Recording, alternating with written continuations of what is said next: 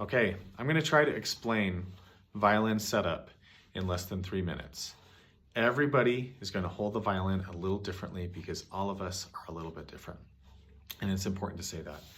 But there are some principles that just are going to work regardless of who you are. And understanding those principles can mean the difference between playing in pain and not playing in pain. It can be the difference between feeling stable when you play or not stable, in tune, not in tune, good tone, not good tone. It is integral.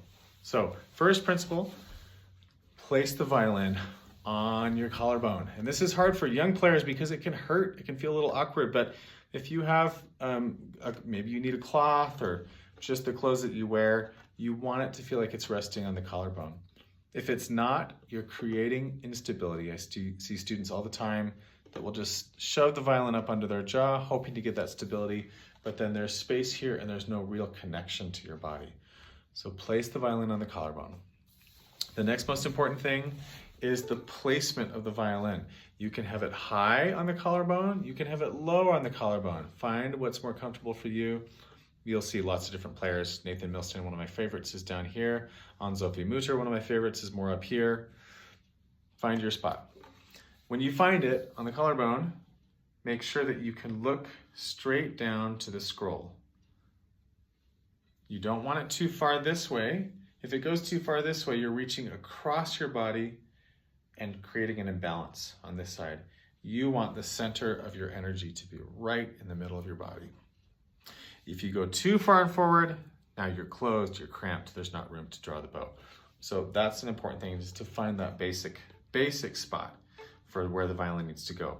And that can be, you can be flexible too. Certain passages you might want to open up more, certain passages you might want to get more focused this way. Then you need to decide, how am I going to fill this space here between the violin and my jawline? How am I going to fill this space here?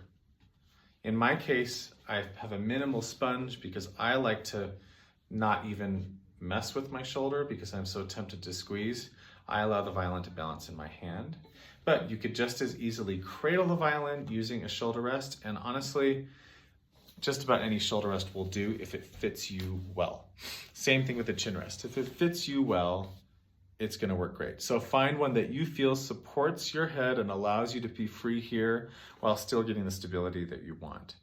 A lot of people don't think about chin rests, and they are so important. Lastly, it's the angle.